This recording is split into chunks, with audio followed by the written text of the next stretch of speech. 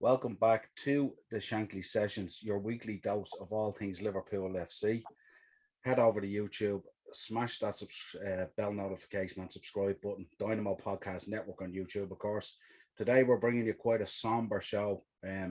Obviously this week myself and Dean, and of course the whole Liverpool family and Liverpool FC have been saddened by the loss of Andrew Devine, a man who was a victim of the Hillsborough disaster, who was left with brain injuries in a vegetative state, and who lost his speech and also was wheelchair bound and had to be cared for, who passed away during the week and became the 97th victim of the Hillsborough disaster. So very sad for all us Liverpool fans, especially for myself and Dean, who anytime we go over to Liverpool, we always say it on the shows here, the first place we always go to is the memorial, and we always lay a scarf there or a badge or some sort of a memento for the sacrifice that these fans made.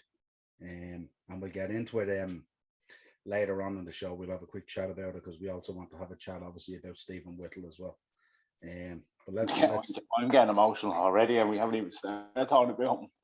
Yeah, well, hold back for the moment, bud. Let's get through the episode first, and we'll talk about it towards the end. Let's start off with some Liverpool news, something more, a bit more uplifting as a club. Liverpool Football Club's community teams will provide 9,000 people in their communities throughout the summer with food support, which I think is outstanding by the club. Absolutely outstanding. But again, I kind of hear these things and I love their work in the community, but I question why they have to do it. You know what I mean? 9,000 people out there, in a state of food poverty, and this is 2021. This is why a lot of people in Liverpool consider themselves Scots and not English. Unfortunately, the government ever since Margaret Thatcher, I hate even saying her name, do you know that? Not even for the Irish English connection, but the way she turned her back on Liverpool, who, in my opinion, and friends of mine who live over there, and I know they're going to watch this podcast because I touched base with them during the week to say we were doing a special on Andrew Devine and Stephen Whittle. And they all said that they were definitely going to tune in. They were going to pass it on to family members, because when someone like Andrew Devine passes, it affects every one of us. Look at me, like we haven't even started talking about the guy, and I'm upset. And the Merseyside was the hub for Great Britain at one stage. It was the main port for all produce, import and export. And then I won't say what I think of her on the podcast, because you might get a few UK viewers or listeners that might turn their back on us. But I'm sure they understand my feeling. But especially for my Scouts mates, she turned her back on them when she was needed most. When she was in power and they needed her to stand up for them, she turned on their back on them. She turned her back on them with pride in herself that she done it. And Marcus Rashford, as much as we dislike Man United for what he did to help all those kids and get those meals and all, and rightly so, got an MBE for it. Nowadays, footballers have this platform that, young kids who are mentally exhausted, physically exhausted, they turn to these guys as role models, as their superheroes without capes on. And as much as I respect them for doing it, football clubs shouldn't need to do this. The UK government is rolling around in beds of money. They're taking up contracts with ex-politicians and giving them hundreds of millions to line their own pockets and just divvy out cheaper versions so they can still have heavy pockets. And that's absolutely fantastic as it is, because Liverpool have a history of doing stuff like this. We know with the food banks and stuff like that, football clubs shouldn't need to step in and feed children, shouldn't need to step in and feed families, because for me, this is just another reason why a lot of people in the UK have no faith in the government. Absolutely. Also in more, really good news and progressive news, especially for our club, the foundation this week held its annual Pride tournament, a football tournament encompassing all the LGBTQ plus community and their allies, to celebrate LCR's Pride Month. So absolutely fantastic work that the club is doing at the moment. And we were celebrating Pride Month throughout the whole of July at Liverpool FC. So it was Yeah, fantastic. You know? we touched on it there a couple of weeks ago that this was they were giving significant backing to the LGBT community, and this is something that we touched on there about the fields, and football clubs don't need to feed, shouldn't have to feed families and step in regarding the money that's generated through the UK government. But this is something that football clubs do need to do. You know, we know there's a lot of gay footballers out there who are afraid to come out and say they're gay because football is considered this big macho sport. You know, and like you look at the rugby side of things, there's guys there who are macho and would tear your head off your shoulders, you know, and who hid behind their sexuality for years and have came out recently, and were applauded for it. And, you know, I have friends who are gay, and, you know, to me, they're the exact same as me and you. You know what I mean? It shouldn't be something to be fearful of. The minority out there shouldn't make you hide behind what you are, what you were born as. And for Liverpool Football Club to do this, especially in the city of Liverpool, because it's such a hive of, you know, of excitement, and it's a hive of the music hub and, you know, the nightlife scene and all, and there is a big gay community over there. You know, this is brilliant that the club, especially Jordan Henderson with the rainbow laces and all, you know, they stepped up. You know, everybody is equal, and, you know, once you're doing things with a smile on your face, it shouldn't matter whether you like men, women, or X, Y, or Z. But yeah, I'm very appreciative of how the club are approaching things, especially in the last few years. You know, because it brings a lot of people together that necessarily wouldn't have come together without this. Absolutely.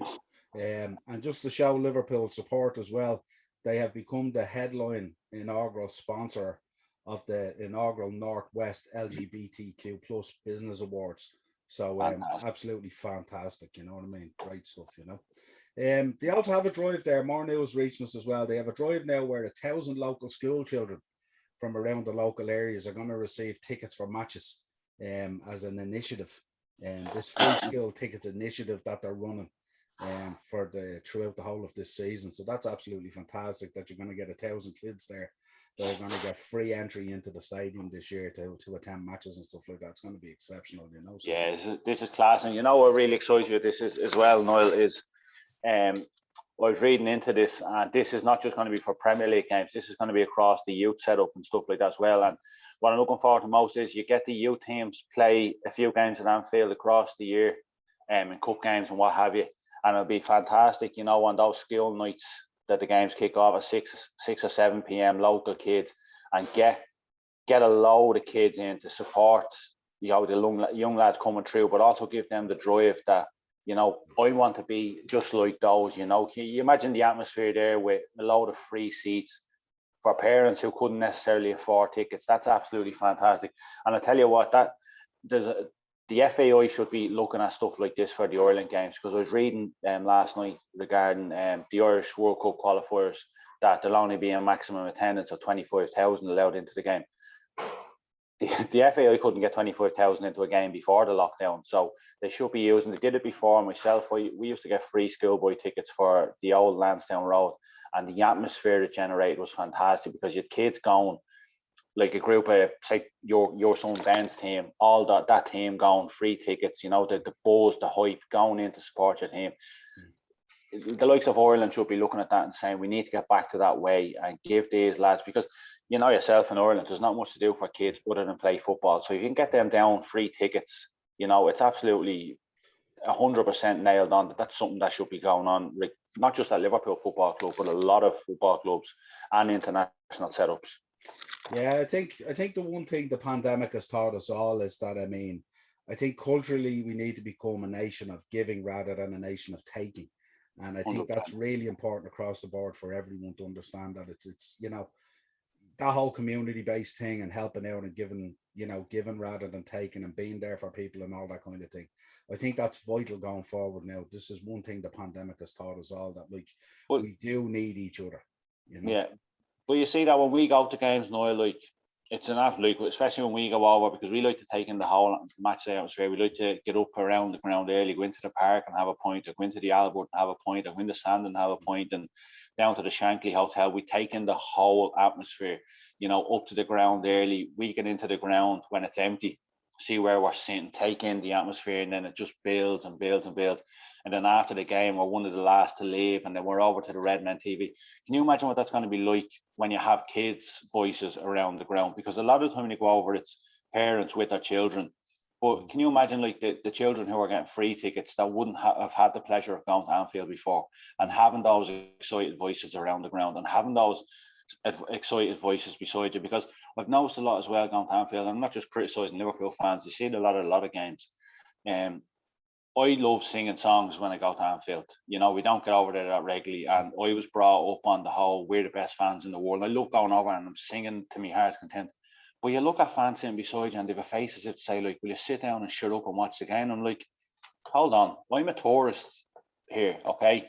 But I'm here because I can't afford to come as much as I'd like to go. So when I come over, I'm making the most of it. And you're looking at these people and you're saying, you're the problem with most of our fan base is your commercial fans. You're over here to spend your money in the shop, put money into FSG's pocket, but you're just sitting there null and void, have nothing to say. You're not singing any of the songs. I want to be sitting in the ground and have 5 or 6 young kids around me, and I'm up singing, and they're jumping up like lunatics. You know, just that's what the ground needs again. Yeah, absolutely. Bringing that whole feeling of the club that you get, you know, rather than just the financial aspect of it. Just a quick update, obviously, on the 2 friendlies coming up. They've also added 2 60-minute friendlies against Bologna, but the 2 friendlies there, the tickets are now on general sale for anyone who wants to pick them up. There's a deal there at the moment.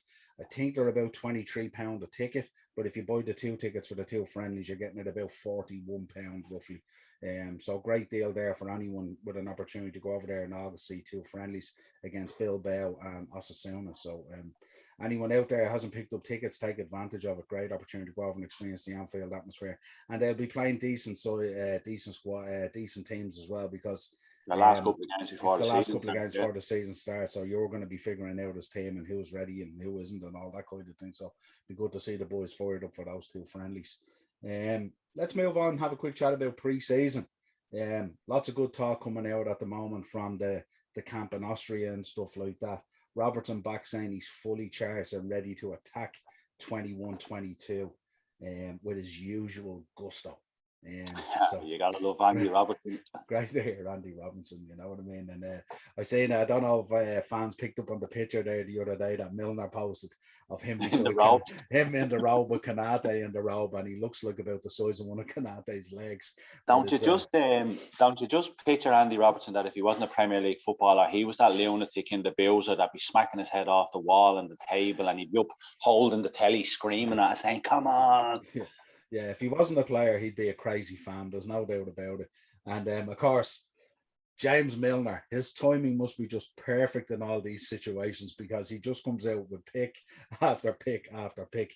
He's nearly like the motivational guy working there now, really, isn't he? I hope he never ever leaves. And if he does go back to Leeds at the end of his career, just to finish it off where it all started, I hope, for God's sake, that if he's going to end up anywhere as a coach, that it's at Liverpool, because you just get that aura of invincibility of him, that, you know, even when his legs are caving in, he's still the fittest guy on the fucking squad. You know what I mean? But you need, like, barring James Milner, I think everyone needs someone like that in their life. I think he needs to become Liverpool's social media manager or something like that, because the stuff he puts out is 100%, it's incredible, like, you know what I mean? Should have his own skit show every week. Yeah. Let's talk about Liverpool quickly there the other day. Obviously, they had the friendly against Hertha Berlin. Interesting game. Number of goals scored. But fans going ballistic over Van Dijk having the little slip like it was a big deal and stuff like that. You know, the guy's been out for well over a year nearly at this stage, or a year anyway. 285 days he was out for. His very, very first 45 minutes. Wasn't even 45 minutes. He come on late in the second half. Yeah. We lost the game 4-3. If we'd have lost 10-0, I wouldn't have cared. It's pre-season. It's getting lads up to speed. It's extra lads coming back in that got a prolonged pre-season from the Euros. Or you Gomez and Van Dijk coming in. And yeah, I was reading, and I'd be one of those who was very critical when things aren't going right. Give it a break, man. If you're getting toxic and upset about a pre-season game, football isn't for you. As much as I'm a bit of a lunatic, and I'm sure, like, if you went back and looked at some of the mashups and my reaction after some of the games, Fucking hell. Some people need to just wind it and take a chill pill, because if you think that's bad, God forbid your heart if things start going wrong again this season. Yeah, absolutely. And I had a look at I had a nice big smile on my face when I seen himself and Gomez on the sideline coming on, and The hug. the hug, and the two boys were so delighted to be back going out on a pitch with the team and stuff like that. They remind me of the Bash Brothers out of Mighty Ducks, and they were like the hug and the little heads together and all like, let's go, let's get this. Yeah, It's absolutely. just a lot of people are genuinely like, they had tears in their eyes when they seen him come back on the pitch. Because it was a career, let's be real, like that injury has ended careers before, same with Joe Gomez. Both of them, I think Konate coming in, just want to touch on as well, like, just because we're talking about Virgil, people throwing him under the bus because he got spun by Jovetic for that goal. Like, Jesus Christ, the guy is obviously rusty. It's his first actual match in almost a year, so give the lad a bleeding break. Jesus Christ, he's the best defender in the world. Liverpool went on a run of, I can't remember the exact number of games unbeaten. We won the league with 99 points. There was only one man played every minute of that season. Need I say any more? Social media can be so reactory, I also mentioned, I shared on Twitter there the other day, anyone who thinks Naby Keita isn't up for it, have a look at that tackle Naby Keita where he sent your man for a shopping, basically, was absolutely brilliant. Naby's a serious baller. I'd like to see him bring what we know, what he shows in training and what he shows in friendlies. I'd like to see him bring that into competitive matches, because he can be absolutely outstanding when he wants to. If I had a magic wand, Niall, it'd be that Naby Keita could stay injury free for a season, because he'd surprise a hell of a lot of players or a lot of people. He was outstanding in that game against Hertha Berlin. The tackle, the pass, his work rate, the engine. He knows that Henderson is a bit fragile regarding injuries. He knows that Fabinho could pick up injuries at any time. But just hope and pray. It looks like he's going to be given a chance, and he's going to stay at the club. But I just really genuinely hope, for his sake and obviously the team's sake, that he can stay injury free, because we've seen it last season, when he gets 5 or 6 games on the spin, he makes a huge difference in the middle of the park. And look, Jurgen didn't sign him for no reason. We spent a lot of money on him, and we wait a year to bring him in. And look, the pace of the Premier League is tough, but all Liverpool fans are getting on his case, and I have been guilty in the past, but it hasn't necessarily been because of the player that he is. It's just because he can't stay fit. But if he can stay fit, he's like a new signing. Yeah, absolutely. Thiago and Shaqiri joining the camp this week in Austria. Obviously, there's been a lot of speculation about Shaqiri, talk of him moving on, and that he had requested that he'd like to be allowed move on if an offer comes in and stuff like that. So should be interesting to see how that develops. Thiago will be good to have back in. He should be fresh anyway, because he didn't put in an awful lot of minutes in the Euros anyway, so he'll be ready and charged up to go. Diogo Jota did an interview saying, "I'm feeling ready for the new season." This is a guy who I think was one of the outstanding players for Portugal in the Euros. Definitely stood out, alongside Cristiano Ronaldo, obviously. But this guy looks like he's fired up, and he's hungry for a place in that front line, if you like. And I think this could be a huge season for Diogo Jota. We know he has goals in his bag. We know he's a clever player.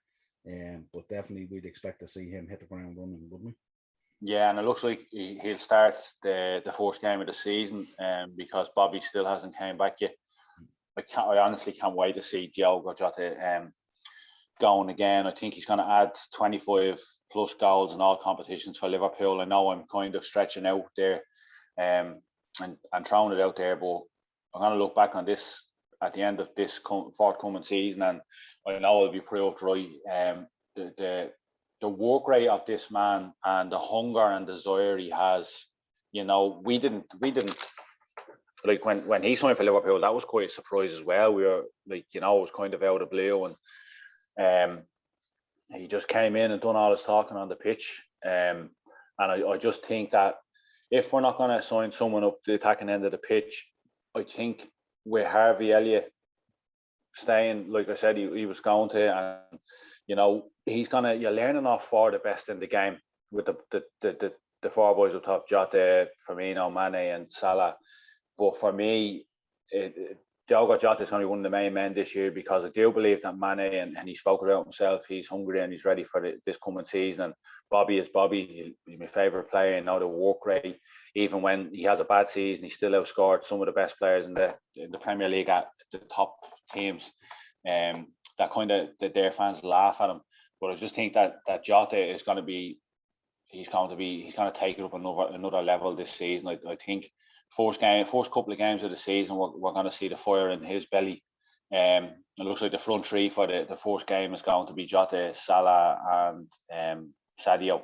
And very, very excited. I just love when the players are coming out, and because it's not like just they're speaking up for the cameras. You can sense it in them. You can hear it in their voices that they mean business this year. And very, very excited to see Diogo going again. Diogo going again.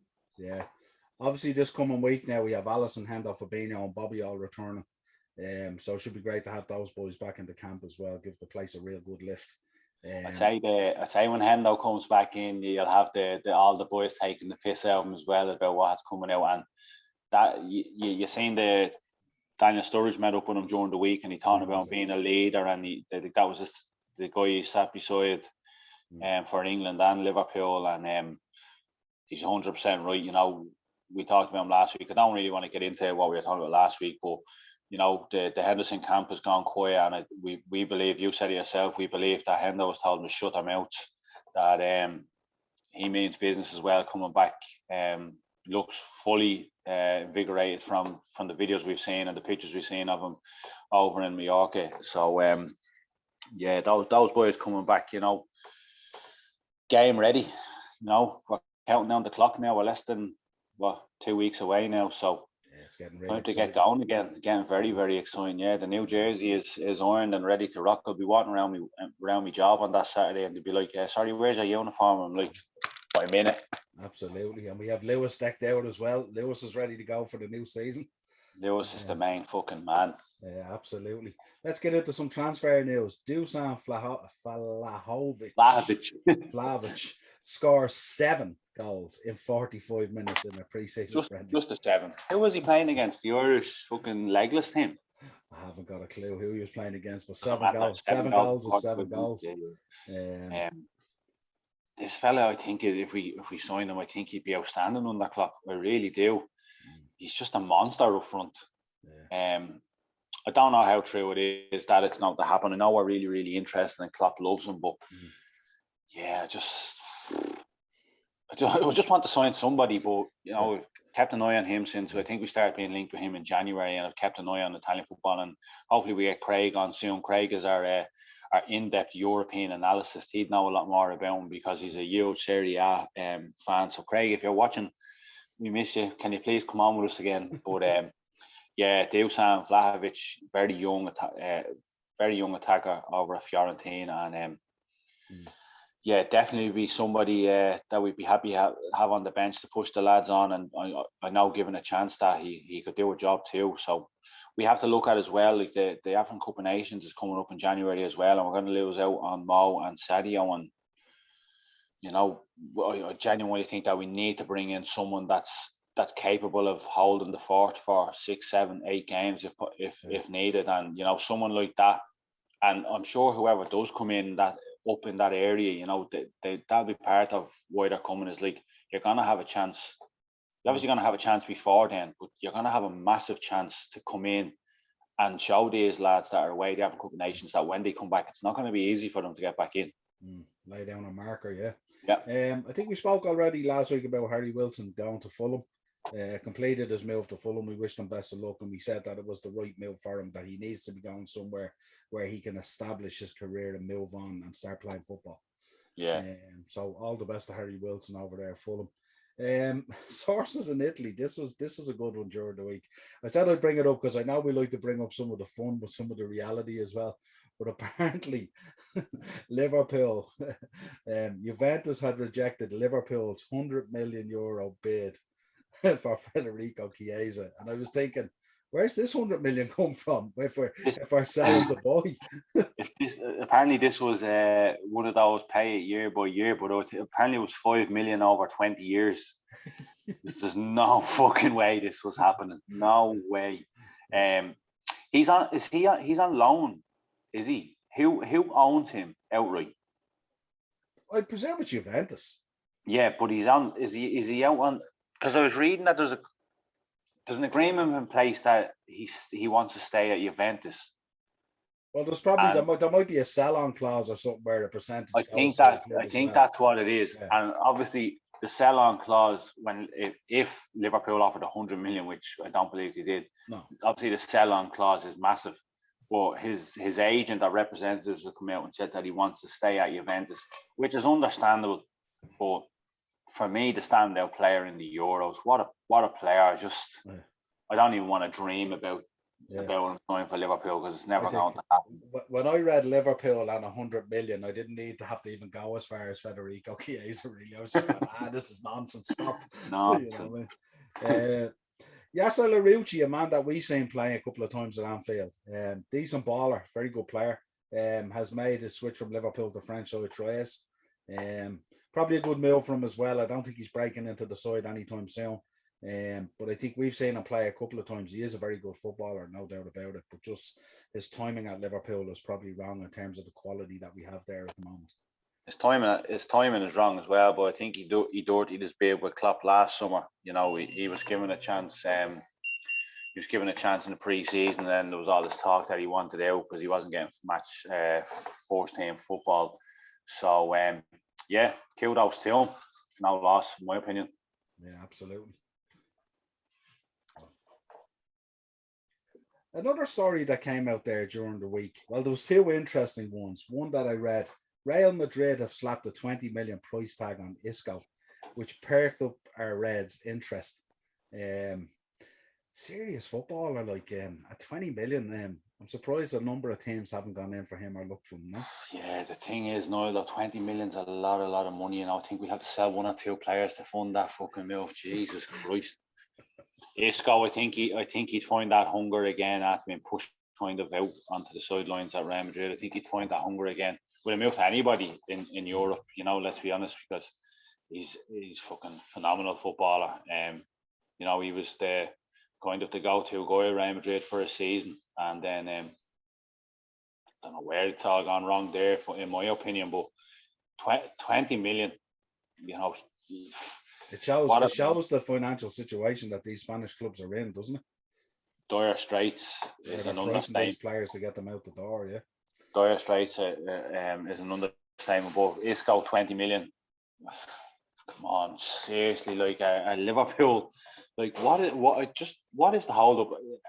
Like is this like just gonna drop one morning? Here we go from Fabrizio Romano, and fucking someone's gonna walk in a golden cape, and everyone's just gonna be like, "What? We just signed him? No way! We thought that was impossible." Or you get the feeling they're gonna release a picture with Klopp, and he's gonna have three players standing beside him all at once, or something like that, and they just do it, boom, boom, boom, boom. Yeah, they've an underground bunker with there's no signaling or nothing, what have you. All these players there's tunnels being built the last 18 months, and they're just going to be wheeled in, get the pictures taken, wheeled back out, and the next wall a picture of Klopp is going to appear with fucking three players. Yeah.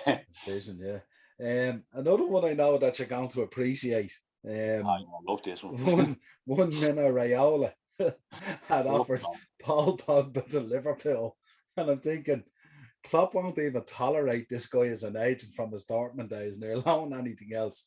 And the thoughts of Paul Pogba being anywhere near Anfield or the new training ground or within 10 miles of it. Now the strange thing is with this, do you remember the Liverpool United, the game after the one that was postponed, where the bike with the thing on the front of it? Remember the picture that was going around? You could actually picture Paul Pogba sitting in that, getting the lift down to Anfield. That's how outrageous this is. Like, it's going to tell you how much Mino Raiola and Man United have sort of fallen out, if you like. As much as we say that Mino Raiola is a rat and, you know, he's a parasite in football, the fact that he's came out with this. You know, you have to give the man credit because he's doing everything in his power to get him out, Man United. I fucking love it.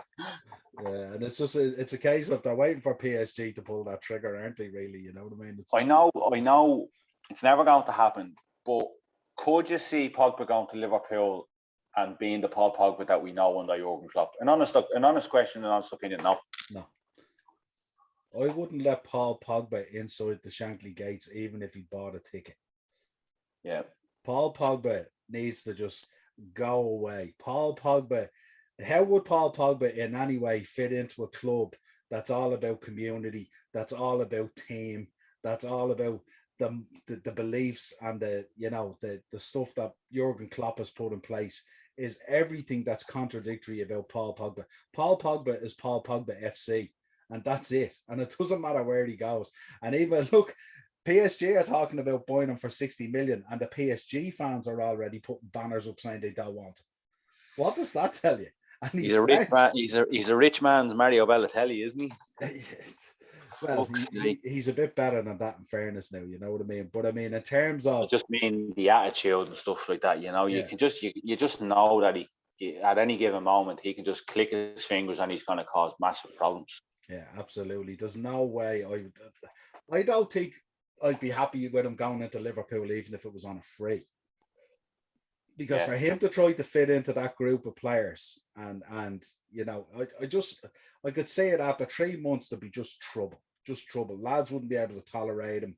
You know, I'd visions of him taking the ball off Henderson like what Balotelli did that time for that penalty and all. I just couldn't deal with him. You know what I mean? I just couldn't. I couldn't envisage it in any way, shape, or form. Adama Traore links again with Adama Traore. What's your thoughts on him?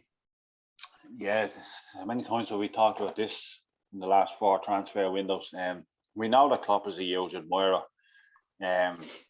He's kind of at a crossroads in his career now where he's either going to go stagnant at Wolves or he's going to get a move away to one of the top teams. And for me, he's not consistent enough. We talked about this when the season was ongoing about he is a good player, but he's just not consistent enough. And I know not having Raul Jimenez in the team and then Jota going as well had a massive effect on him because it was kind of left on his shoulders. You know, he was the main man because they brought in a couple of guys up front, Fabio Silva, and I can't think your man's name, the attacker from Spain. And, you know, they didn't really set anything in light. And it is a case of they have to settle in, and it's a lot harder for some players than it is to get embedded in the Premier League. But you would have thought that with a couple of players coming in, they're obviously not Jota or Jimenez, but you would have thought that he would have really stood up, you know, and be counted for and kind of got the team out of the trenches. But I don't know about this one. If it's small money, yeah, I'd gladly take him because I do think that Klopp can light a fire under the belly of any player in football other than Paul Pogba.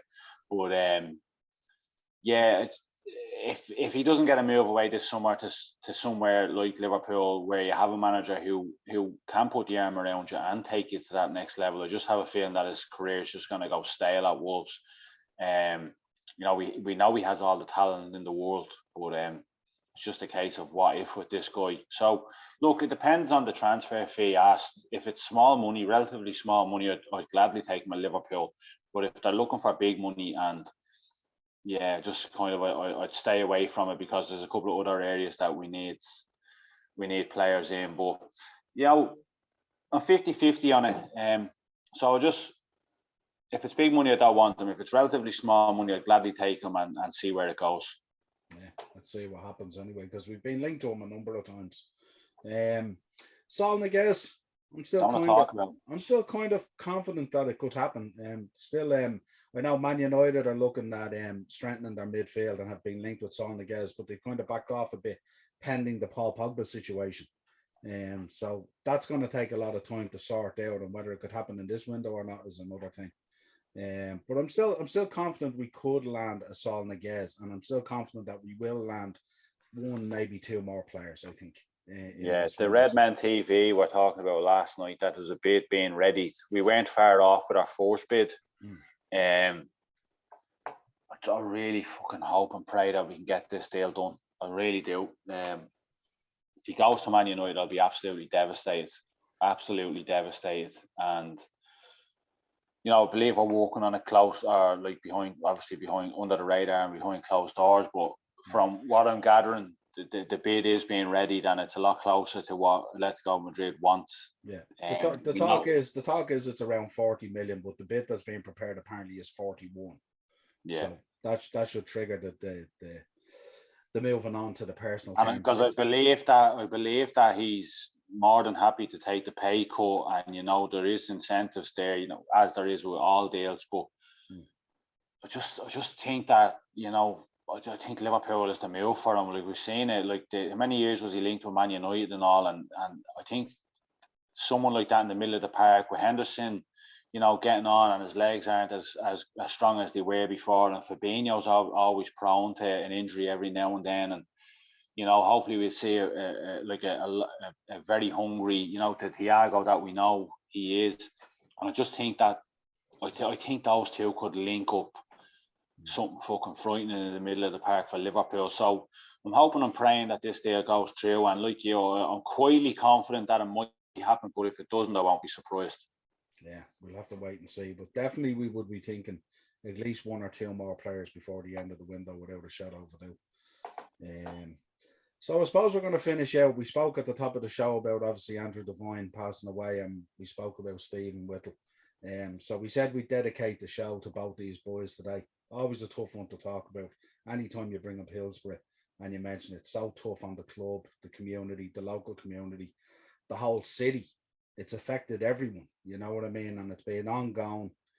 You know, the pathway to getting justice is difficult and more difficult at times. Hard to understand looking from the outside in why a conclusion can't be drawn on this and blame apportioned and, you know, allow families that justice that they deserve to try and move on one way, shape, form or fashion. But during the week there, we lost Andrew Devine. So we're dedicating the show to Andrew today, obviously, to his memory. Fellow fan of the family of Liverpool FC. Very sad, obviously, for his family. They've spent many years now caring for this man as a result of what happened that day. But we'd be remiss if we didn't mention Stephen Whittle either, who passed away, committed suicide, because he couldn't live with the guilt of giving tickets away to friends on that fateful day. And they lost their lives at Hillsborough, and the guilt just got too much for him, and he committed suicide.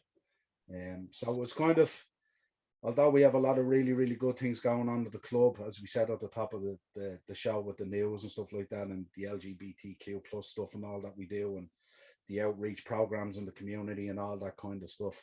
These things always bring the tone down, and I'm very sad. And as I said, when we go over every time, that's our number one place that we go to, because in order to understand your club and to support it fully, you have to appreciate and understand the history of the club and what's gone on there and the impact that it had. What was your thinking on this? I mean, we obviously have to talk about Alan as well, the artist who put together the picture, which is such a powerful image. I don't know if anyone has seen it, but we'll include it in the show. It's basically an image of the 96 fans in heaven welcoming Andrew Devine, if you like, for lack of a better word, home, to become the 97th man. Such a powerful image.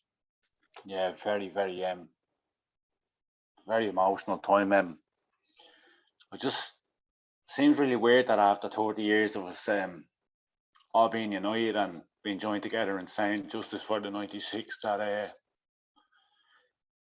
in 24 hours it's justice for the 97. You know, justice for the 96 is probably being said and written a billion times or more, and it just brings back all the pain. You know, I'm absolutely devastated. Yeah, no, it's tough. It's very, very tough. Like, he'll never go away. You know, like, I don't know anybody personally that. Sorry. No, take your time. Take your time. You know, there's so many hands that are covered in blood because of this, and to this day, they've gone away with it. Thatcher. I don't know the names off the top of my head, because if I do mention names, you know, I'll get really personal about some of the stuff. Duncanfield especially, you know, lying scumbags, You know, there's another man whose family had to watch him deteriorate for 30 years, you know. And you sent me the thumbnail the other day when we said we were going to dedicate the show to him. And I said, we can't go with that. You know, the man deserves more respect than a picture of him in a vegetative state in a wheelchair, you know, and we couldn't find the picture of him in his Liverpool shirt. But I think the two pictures that we did find are beautiful pictures of the man that he was before all this happened, you know. And the fact that Thatcher, you know, I think the only solace that we get out of that is that she died before him, and he was surrounded by the love of not just his family but Liverpool fans. And just the fact that there's so many hands covered in blood this Niall, it's a lot of people will take the anger that they feel regarding Hinsbury to the grave with them. And you know, I just hope that he's got the best bed in heaven now, and you know, and the family, as hard as it is to say goodbye, the pain is gone with him, you know, and they can celebrate his life now. And you know, when we do play our first home game of the season, that he'll have a full Anfield chanting his name, and yeah, God bless his soul. And I thought it was a beautiful tribute there by Jurgen Klopp the other day when he posted his tribute. And I also loved as well the picture that they posted of James Milner, who made a point of visiting his house during the parade when we won the Champions League to actually present the cup to him personally. So it was such a powerful image. But yeah, there's not a lot we can say about it really. I mean, he's released just on Stephen Witt as well. I got really emotional regarding Andrew there, but committed suicide and, you know, jumped in front of a train because he sold his ticket to us, as you said, he sold his ticket to one of his best friends who passed away at Hillsborough, but left £61,000 to the Hillsborough Foundation, you know, and says a lot about the man, that, you know, as a lot of people think suicide is a quite selfish thing to do, that man couldn't deal with the pain of what had happened, and that £61,000 went towards, you know, something that a lot of people lost their lives fighting for. And you know, I just hope there's a lot of them up there now together, and you know, it's the pain that they felt down here is banished when they got to the gates, and you know, they're all up there looking down, and they're probably looking at the likes of me and saying, this fucking age again, upset over us. You know, as sad as it is to say goodbye to them, and no one should go to a football game and not come home, but you know, they died for a cause in the end because it brought millions together, and you know, it put the UK government to shame, you know, and that will never be forgotten. And that's why I love Liverpool Football Club so much. And I take what other fans say with a pinch of salt, but I wouldn't rather support any other club for the reason that when we go over there and we stand at the Hillsborough Memorial with hundreds and thousands of other people that were one, we might know each other's names, we might never see each other again, but for that moment in time, you're standing there, we're all brothers and sisters. Absolutely. Well, sure. We'll end the show by saying rest in peace, Andrew Devine, and we hope you found the peace that you craved. Obviously, that fateful day was terrible, you know what I mean? And also Stephen Whittle, rest in peace. Your memories will live on long in the history of Liverpool Football Club. We do not forget, and we will always push for justice for these people. Until next time, a pleasure, my man. See you later, bro.